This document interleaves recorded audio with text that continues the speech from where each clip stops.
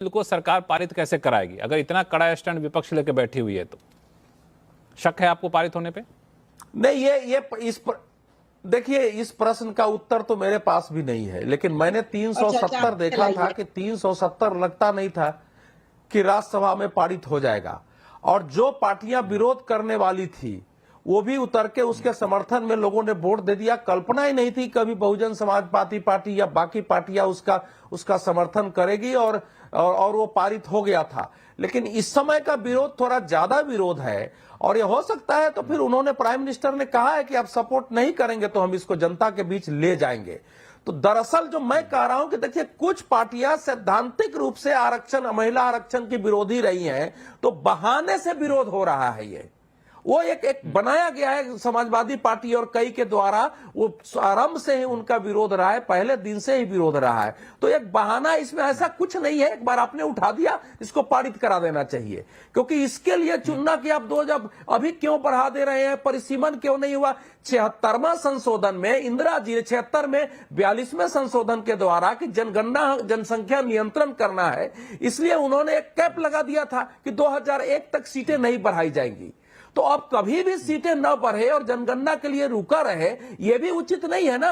अब जो last line में बोलना चाह रहा था, देखिए, अभी तक की सरकार जानते हुए भी इसको छूने से बचती थी कि साउथ में आवाज उठेगा, भानुमति का पिटारा खुल जाएगा। कम से कम इस सरकार ने साहस पूर्वक उस भानुमति का पिटारा खोला है और लंबे समय से जो सीटें नहीं बढ़ाई गई है, 30-30 लाख का प्रतिनिधित्व करना पड़ रहा है सांसदों को। तो अगर जनगणना में देर हो रही है तो संसद द्वारा इसको भानुमति का जो पिटारा खुला, जो काला टीका लग रहा है, वो काला टीका किसको फायदा पहुंचाएगा, किसको नुकसान, इस पे भी चर्चा करेंगे। हमारे साथ गरिमा जी भी कुछ बोलना चाहते। गरिमा जी, 1 मिनट में रंजना कुमारी जी को जोड़ लेता हूँ शो में, फिर आपके पास आऊंगा इनके तुरंत बाद आपके पास।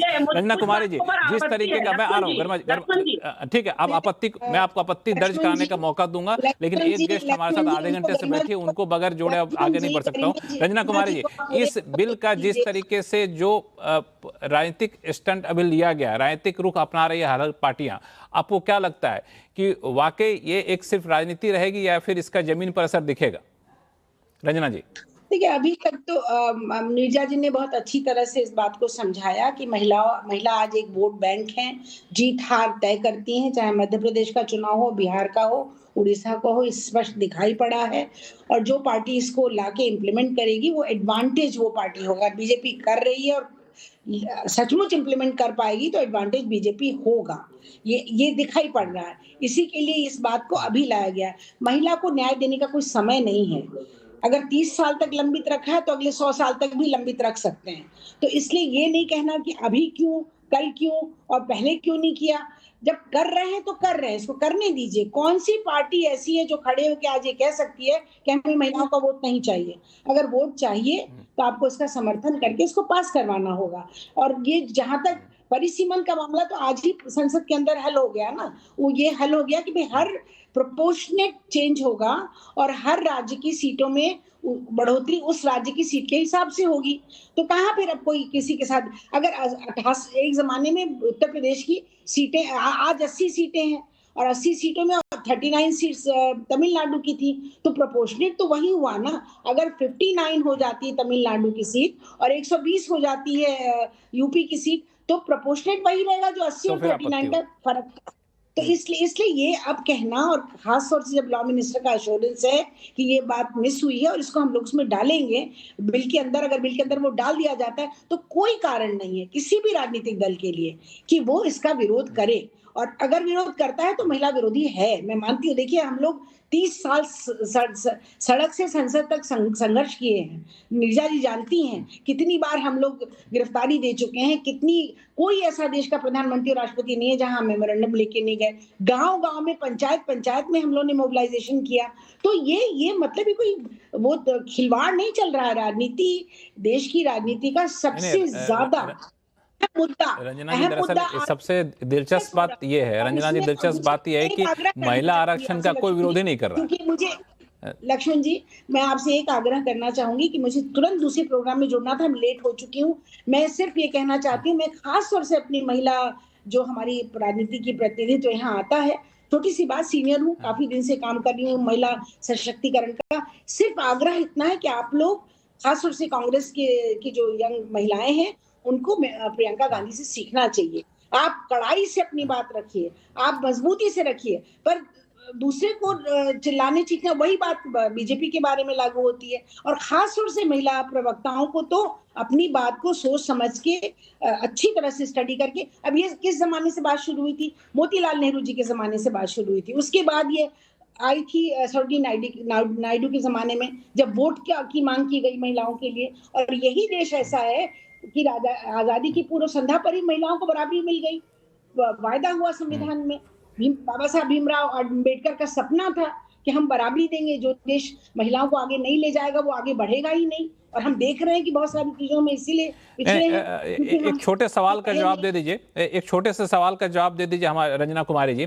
ये दलील जो दी जाती है कि आप अलग से सीट क्यों बढ़ा रहे हैं, आप जो मौजूदा सीट है उसी में से क्यों नहीं 33% आरक्षण दे रहे हैं, इस दलील में आप कितना दम पाती हैं?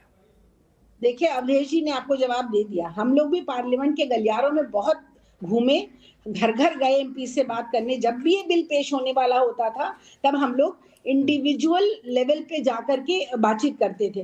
कोई पुरुष एमपी पार्लियामेंट में, चाहे वो बीजेपी का रहा हो, आज महिलाएं यहाँ बैठी हुई हैं, मैं पूरे जिम्मेदारी के साथ ये बात कह रही हूँ, कोई ऐसा पुरुष एमपी नहीं था। देखिए, पेट्रियार्की का टूल है political party, by man control, बस पूरी सत्ता उनके हाथ में है। वो कभी नहीं देना चाहते थे। हर एमपी को ये डर लगता था कि मेरी सीट चली जाएगी। और चाहे बाहर वो कितना कहते थे हाँ बिल्कुल होना चाहिए। कांग्रेस जब राज्यसभा से पास कर चुकी थी तब हम लोकसभा में गए थे और हम लोग उन गलियारों में बैठे थे, पार्लियामेंट की गैलरी में बैठे थे, और हम लोग जो तमाशा देखा वहां पर, उसमें सबको जब जाके सांसद ओबीसी के नाम पर जाके वहां पर वेल में बैठ गए, सबको अच्छा लगा कि चलो एक बला टली किसी तरह से। तो ये एक सत्ता जाने का भय, जिसकी वजह से कोई भी पुरुष मेंबर ऑफ पार्लियामेंट नहीं चाहता था कि बिल पास हो। और 30 साल इसीलिए मैं महिलाओं को भी ये कहना चाहती हूँ कि सब लोग एकजुट होइए, एकजुट होकर दबाव बनाइए और इसके बारे में एक दूसरे पर इस समय हमें एक पॉजिटिव माहौल बनाने की जरूरत है, जिसमें कि हर पॉजिटिव माहौल बनाने की जरूरत है जी, इसको पास करिए। जी गरिमा जी, आप कुछ आपत्ति दर्ज कराना चाहती थी अवधेश जी पे, फिर अपनी बात पूरी करें संक्षिप्त में ताकि बाकी मेहमानों को पास जाऊंगा। बहुत इंपॉर्टेंट टॉपिक है, इस पे हम लोग चाहते हैं थोड़ा सा तथ्यात्मक डिबेट हो। गरिमा जी। बिल्कुल एग्जैक्टली यही बात जो रंजना जी कह रही हैं या जो अवधेश जी कह रहे हैं कि इसको लागू होना है तो होने दीजिए, सब ने कहा। हम भी तो यही कह रहे हैं कि इफ एंड बट, ये परिसीमन, ये जनगणना, ये सब क्यों जोड़ा जा रहा है इसके साथ? आप कोई भी कानून जो बनाते हैं क्या उसके साथ शर्तें लागू करते हैं? क्या वो कंडीशनल होती है? तो महिला आरक्षण के साथ ही ये क्लॉजेस आप क्यों जोड़ रहे हैं? नंबर वन, एक सेकंड, अगर 2011 की नहीं, अगर 2011 की जनगणना को आधार बनाना था भाई साहब, तो बहुत पहले हो जाना चाहिए था फिर तो। यानी कि बहुत कुछ हो सकता है अगर इंसान में इच्छा शक्ति हो। मैं आगे लक्ष्मण जी अपनी बात पूरी करूंगी। इन्होंने कहा अवधेश जी ने कि 2023 में जब ये आया हम सबको पता था 2029 में लागू होगा। नो सर, किसी को नहीं पता था, ना तारीख कोई बता पा रहा था, ना समय कोई बता पा रहा था, ना इलेक्शन कोई बता पा रहा था कि कब लागू होगा। सिर्फ आपके कान में अगर मोदी जी आकर बोल गए कि 2029 में लागू कर रहा हूं तो मुझे नहीं पता, लेकिन पूरे देश की महिलाओं में ये कौतूहल बना हुआ था कि ये कब से लागू होगा। नोबडी न्यू कि ये कब से लागू होगा। ओके, नंबर 2, आपने कहा कि मैं गलत बोल गई। नहीं, मैं अनिला सिंह से ये कह रही थी, you are not the first one जो महिला बिल की बात कर रहा है। ये लगातार 96 में आया, 98 में आया, 99 में आया, 2008 में आया। I was telling her sequence of the chronological order कि कब ये बिल प्रस्ताव लाया गया। आप अपनी बात रख लिया गरिमा जी, आगे बढ़े। मैं डेट्स बता रही थी।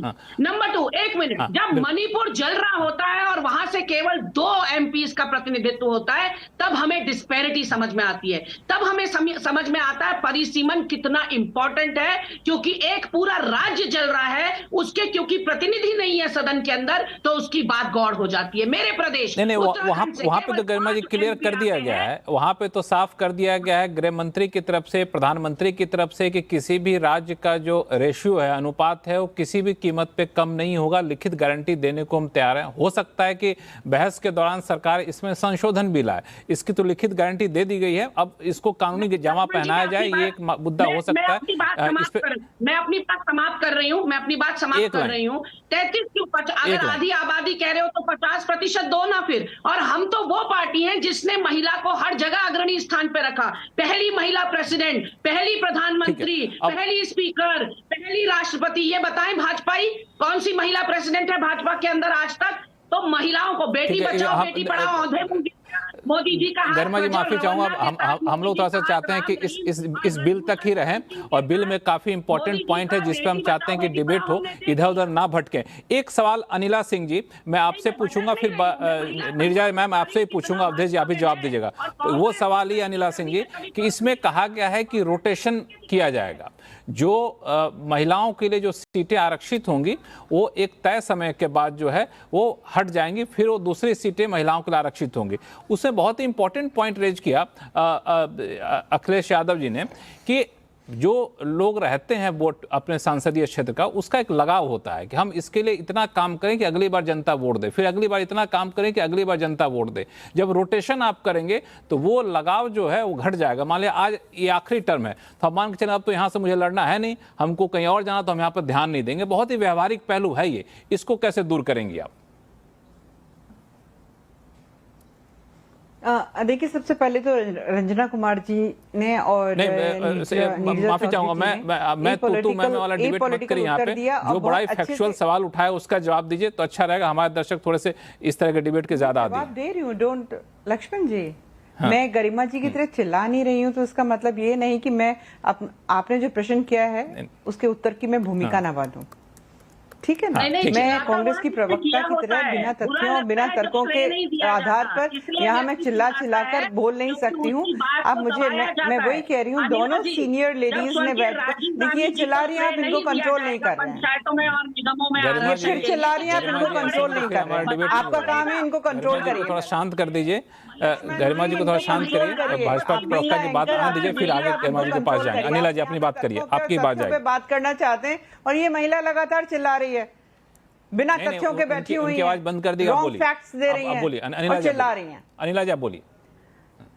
जी, जैसा मैंने कहा कि दोनों सीनियर लेडीज ने बहुत फैक्चुअल सारी चीजें यहाँ पर बताई हैं और ये रियलिटी है। अभी आपने जो एक प्रश्न किया कि अखिलेश यादव जी ने कहा कि अगर रोटेशन के साथ अलॉटमेंट होगा रिजर्व सीट्स का महिलाओं के लिए, तो एक जो अटैचमेंट कॉन्स्टिट्यूएंसी से होता है उसका क्या होगा।